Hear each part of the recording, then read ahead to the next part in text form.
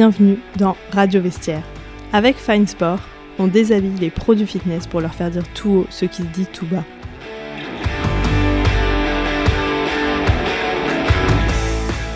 Carrière, salaire, loyer, conditions de travail, turnover, formation, développement d'entreprise, tous les sujets qui animent les coachs sportifs, les préparateurs physiques, les salles de sport, les personal trainers et par ricochet leurs clients, leurs adhérents, sont à l'affiche de cette série sans tabou destinée à faire tomber les clichés et à apporter de la transparence.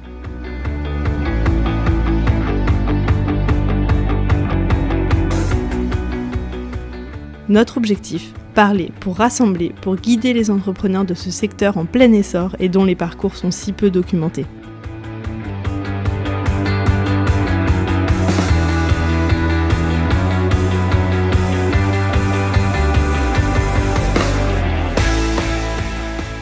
Pour aller plus loin, Fine Sport vous accompagne dans le développement de votre entreprise et dans vos prises de décision pour vivre de votre métier sereinement. Découvrez notre réseau d'experts, de mentors, nos webinaires, nos événements en physique et bien sûr ce podcast Radio Vestiaire sur notre site find.sport, find avec 2 i.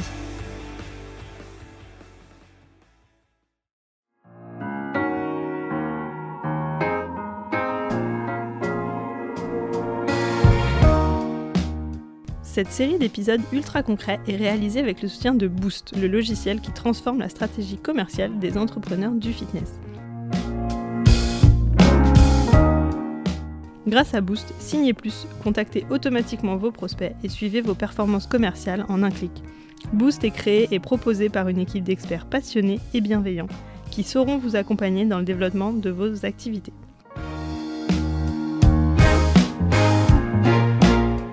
Pour découvrir le logiciel Boost, obtenir une démo et discuter avec leur super équipe, rendez-vous sur find.sport/boost. Find avec 2 i et Boost avec 2 o.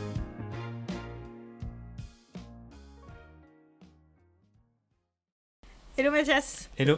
Ravi de te retrouver pour l'épisode 4 de notre série Construisez votre stratégie commerciale en tant qu'entrepreneur du fitness. Aujourd'hui, on va parler de la gestion des prospects. Qu'est-ce que c'est un prospect, Mathias ? Tout à fait. Un prospect, c'est un contact qui n'a pas encore signé dans sa salle, dans son service, ou qui n'a pas souscrit à un abonnement, mais qui a montré un intérêt direct pour rejoindre et qui du coup accepte d'être traité commercialement. Ok. Comment on sait que cette personne accepte d'être traitée commercialement ? Alors il y a, on va dire plus généralement, le plus simple, c'est quelqu'un qui a transmis ses informations ou qui a lui-même solliciter l'entreprise ou l'activité pour souscrire et rejoindre l'événement. Donc globalement, c'est lorsqu'on reçoit des informations de contact de sa part, son mail, son téléphone, ou directement un message, ou qu'il est venu en salle si vous êtes en présence physique. Ok, et concrètement, si on est par exemple un personal trainer sur Instagram ou que cette personne vient par recommandation, ça peut arriver comment ? Alors, par recommandation, le plus important, c'est du coup de récupérer des informations de contact pour ensuite le recontacter si ce n'est pas lui qui le fait. Sinon, on est à sa merci, entre guillemets, de son retour. Et si c'est par Instagram, là, soit vous faites des campagnes publicitaires qui permettent notamment de récolter les informations, soit alors ça veut dire qu'ils vous ont contacté par téléphone sur vos informations de contact, par votre formulaire de site si vous l'avez, ou par DM. En message direct sur Instagram. Et là, nous, dans notre un peu logique, il n'est pas encore prospect, il peut demander des informations de tarifs, etc. Mais tant que vous n'avez pas d'autres moyens de le contacter que par Instagram, c'est pas encore assez qualifié pour le traiter comme prospect en tant que tel dans le jargon. Ok, donc à partir du moment où on a quelles informations on considère qu'on a affaire à un ou une prospect ? À partir du moment où vous êtes en mesure de qualifier soit un rendez-vous, soit une étape prochaine dans le processus de vente. Donc ça veut dire que tant que vous n'avez pas une information directe sur la prise d'un rendez-vous en séance d'essai ou la demande de sollicitation pour un appel, pour des tarifs ou autre, c'est encore trop flou pour le traiter tel quel. Donc si vous recevez un DM d'une personne qui dit, exemple, est-ce que vous travaillez dans cette région-là ou est-ce que vous vous déplacez là, ça demande une qualification supplémentaire pour le traiter en tant que prospect. Ok. Quelles sont pour toi du coup les étapes de la gestion d'abord des personnes qui sont des pré-prospects, on va dire, et après des personnes qui sont devenues des prospects ? Alors dans les pré-prospects, au final, il va y avoir une complémentarité. J'essaierai de montrer cette différence, mais il y a quand même une grosse complémentarité sur le fait qu'il faut essayer d'identifier son besoin. Souvent, la personne pose une question qui peut être très précise, comme quels sont vos horaires. L'idée, c'est de comprendre quelles sont vos problématiques, vous, calendaires, à vous, pour être en mesure de comprendre un petit peu plus d'informations et qualifier un peu ce prospect. Si la personne vous dit est-ce que vous êtes ouvert le mercredi, c'est une question qui, à mon avis, ne surviendra pas, mais l'idée derrière, c'est d'essayer de comprendre quel va être son besoin. Est-ce que c'est pour une récurrence tous les mercredis? Quelle est sa recherche? Et du coup, ça va partir par un dialogue et toujours inviter une préqualification. L'idée, en fait, c'est que un cycle de prospect, de traitement de prospect, c'est de différencier des étapes. Il n'y a pas un prospect et un client. Il y a plusieurs étapes qu'il faut traiter différemment et avec un canal souvent différentiel pour s'assurer d'avoir le meilleur taux de présence en rendez-vous, en séance et en adhérent. Top. Du coup, pour toi, une fois qu'on a commencer à échanger avec une personne, que ce soit par Instagram, par WhatsApp ou même sur place en salle ou dans son studio, si on a, quelles sont les étapes déterminantes pour gérer justement cette personne et ce contact entrant? Alors, pour moi, il y a première étape, c'est prendre l'avant. Donc, c'est tout ce qui va être avant la séance. Donc, s'assurer déjà des échanges de politesse, connaître la personne, son prénom, se présenter. Mais déjà de l'avoir défini, c'est-à-dire que même s'il faut être dans la spontanéité, il faut quand même savoir dans cette spontanéité quelles sont les informations clés que je vais lui donner. Donc par exemple, si on est dans un lieu spécifique, lui présenter le lieu, se présenter soi-même, savoir ce que ça veut dire se présenter. Est-ce qu'on parle de sa vie personnelle? Est-ce qu'on parle de son parcours professionnel qui en vient à se présenter en tant que coach sportif? Donc tout ça, c'est des étapes pré-séance qui sont pourtant déterminantes. C'est ce côté première impression qu'on fait qui joue beaucoup. Ensuite, il va y avoir la séance en telle quelle. Donc juste avant cette séance, essayer de comprendre l'objectif derrière. Est-ce que c'est un objectif, je veux faire cette séance pour connaître votre offre de service, votre manière de présenter les choses et prendre une décision de suite. Donc c'est bien identifié. Une séance d'essai, tu parles? Exactement. Par exemple, comprendre et presque en faire un accord commun de base que c'est une séance d'essai qui a peut-être un intérêt commercial derrière, connaître cet intérêt commercial, savoir ensemble quel va être cet objectif. Est-ce qu'à la fin de cette séance, il faudra prendre une décision? Est-ce qu'il y aura un autre rendez-vous derrière? Enfin, c'est bien de clarifier les choses. Le prospect qui est venu en séance, il n'est pas dupe. Il sait que l'idée, c'est qu'il y ait une contractualisation ou un accord commercial à la clé, même si ce n'est pas à l'instant T. Donc, autant être dans la transparence et essayer de prendre les choses. Et quand je parle de transparence, ce n'est pas forcément dire les prix, mais c'est parler déjà de la manière dont vous composez votre service, la manière dont vous fonctionnez pour que il puisse répondre aux questions. Et après, évidemment, on vient dans le point clé et qui va être un peu le fil rouge de tout votre point et échange avec votre prospect, c'est parler de lui, comprendre son besoin.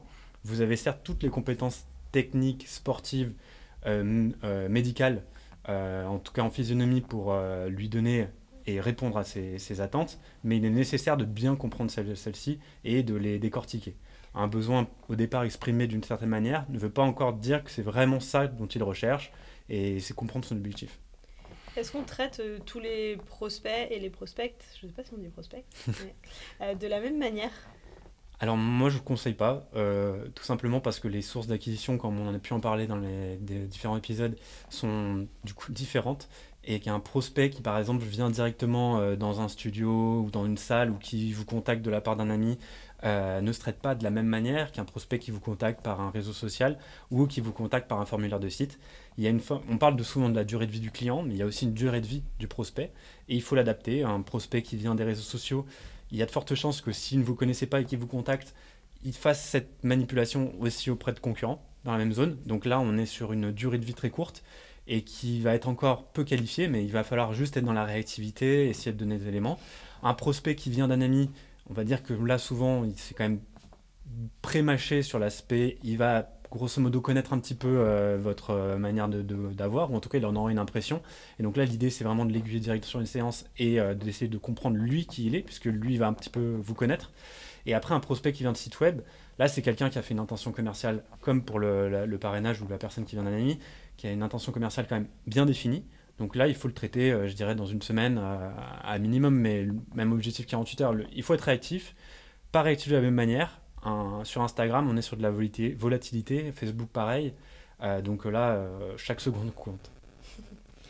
Est-ce que du coup, dans les outils qu'on utilise et dans la méthodologie, est-ce que là aussi c'est différent en fonction de la provenance et de la durée de traitement du prospect? Oui, en fait, là, moi, je vous parle beaucoup de réactivité. Il faut savoir que le cycle, il est plus long que ça dans la vraie vie, dans le sens où si vous réagissez rapidement mais que lui ne répond pas, ça ne veut pas dire du tout qu'il faut mettre ce prospect aux oubliettes. L'idée, c'est d'avoir un processus un peu plus défini et historisé qui permet de traiter ça dans le temps. Donc, avoir une information de la source, la provenance, pouvoir traiter de manière très réactive et ensuite de pouvoir historiser les contacts qu'on a eus, savoir qu'à tel jour on l'a contacté via tel biais, téléphone, WhatsApp ou autre, ça c'est très important. Donc aujourd'hui, moi ce que j'aurais tendance à conseiller, c'est il est nécessaire d'avoir un outil de pilotage. Il ne faut pas partir d'une feuille blanche. Excel, Google Sheets, c'est souvent les outils qu'on conseille, enfin, qui sont utilisés de prime abord parce qu'ils sont gratuits. On comprend pourquoi, mais derrière, il y a aussi énormément de contraintes, et notamment de lisibilité et de traitement dans la durée. Moi, très souvent, les personnel trainers que je vois qui utilisent Excel, Google Sheet, sont des solutions qui permettent de traiter l'existant. Donc cet existant, il est plutôt bien traité, mais par contre, il n'y a aucune durée de vie et aucune classification. Et aujourd'hui, on se rend compte que vu qu'il y a beaucoup de sollicitations de nos prospects, il faut avoir un petit peu plus de résilience, il faut être en mesure d'échanger un petit peu plus souvent. Et à partir de là, on s'y perd un peu parce que lire des lignes et des colonnes pour savoir combien de fois on les a traités et autres, on en vient un petit peu à perdre le fil de notre stratégie commerciale et à laisser tomber, jeter l'éponge. Et malheureusement, il y a pourtant du potentiel qui est inexploité. Quelle peut être la situation problématique dans laquelle on se retrouve si on n'a pas d'outil de gestion de ses prospects? Par exemple, on a certains messages sur Instagram, certains messages sur WhatsApp, certains messages par email. C'est quoi la situation concrète dans laquelle je me retrouve si je suis personnel trainer et que j'ai pas d'outil de gestion de mes prospects? C'est quasiment une situation cauchemardesque dans le sens où on est un peu à traiter en stop and go, c'est-à-dire on a un petit creux, on traite des prospects, on échange, on répond. Si ça répond, parfait, on est dans le créneau où ça répond bien. Si ça répond pas, qui sait quand est-ce que je me reconnecterai pour faire les informations. Et peut-être que là, la personne qui se connecte à ce moment-là et nous, on n'est pas dispo, et fatalement, elle va prendre une autre décision parce qu'elle a besoin, elle, de réagir rapidement. Donc déjà, il y a un peu un flou artistique sur notre organisation commerciale. On fait du commercial un petit peu quand on a le temps, entre guillemets. Ça, c'est une situation un peu cauchemardesque parce que le commercial, ça va quand même être la colonne vertébrale de votre activité sur le long terme. Et si c'est pas structuré, c'est un petit peu au petit bonheur la chance. Et clairement, il faut être dans une logique très rationnelle et pragmatique. Ça se traite avec des statistiques, des probabilités. Et ça se traite froidement, quoi. Donc là-dessus, il y a besoin vraiment de se structurer. Et l'autre élément, c'est qu'en fait, on se perd dans l'information. On a presque un effet déceptif que moi j'ai pu sentir quand on faisait des actions commerciales et marketing auprès de certains clients, ou quand on a trop de prospects à traiter, on n'a plus envie de les traiter parce qu'il y a trop de monde. Et ça, c'est quand même un peu un comble, parce que ce qu'on veut au final, c'est se développer. Et si on en vient à avoir un effet déceptif de la réussite d'une communication, ça montre qu'il y a un sujet organisationnel. Qu'est-ce que serait le parcours idéal, on va dire, pour toi, vraiment en quelques mots très résumés, parcours de gestion de prospect, qu'est-ce que je dois faire?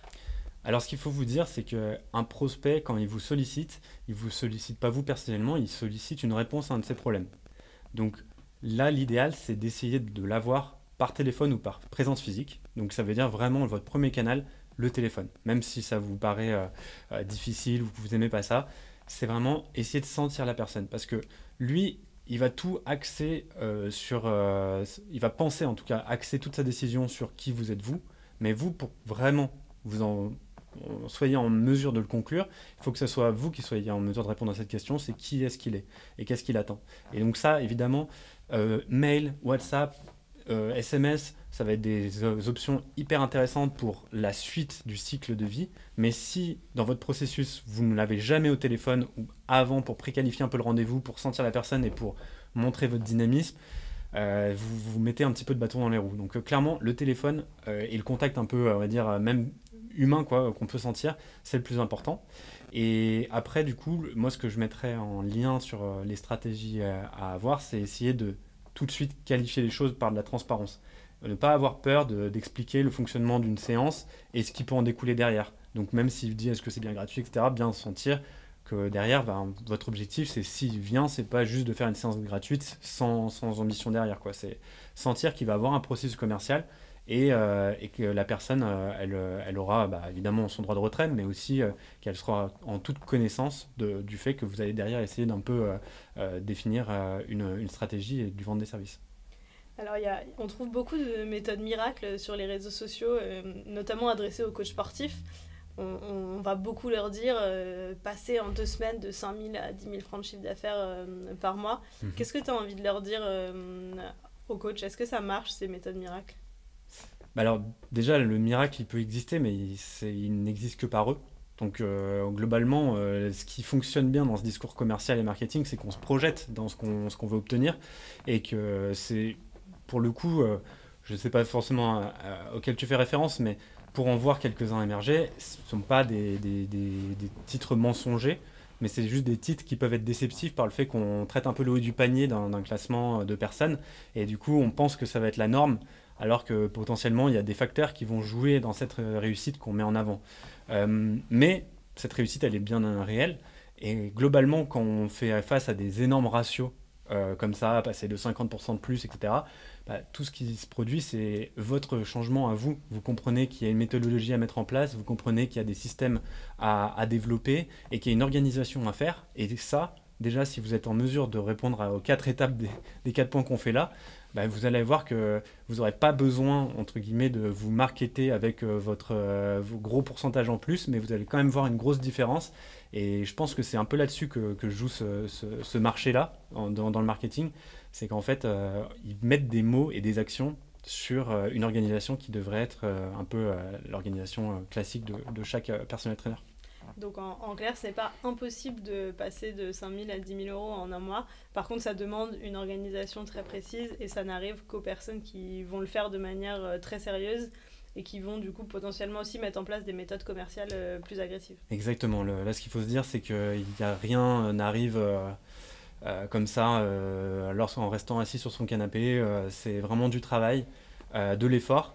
Et bien évidemment de l'organisation et du pilotage stratégique. C'est-à-dire qu'il y a des objectifs que vous devez placer à une échelle très courte et il y a des objectifs à plus long terme. Et tout ça va induire sur votre réussite globale. Top. Merci beaucoup Mathias. Avec plaisir. Se retrouvera pour l'épisode 5 sur le processus de vente. D'ici là, est-ce que tu veux rajouter un dernier mot sur la partie gestion des prospects ? Tout simplement, et pensez bien à vous organiser sur le fait qu'il y a différents canaux de communication à avoir, même si le téléphone c'est le plus important.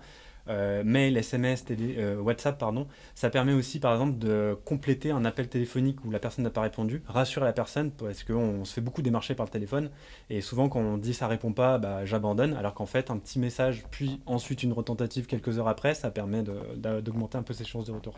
Top. Merci beaucoup. Avec plaisir.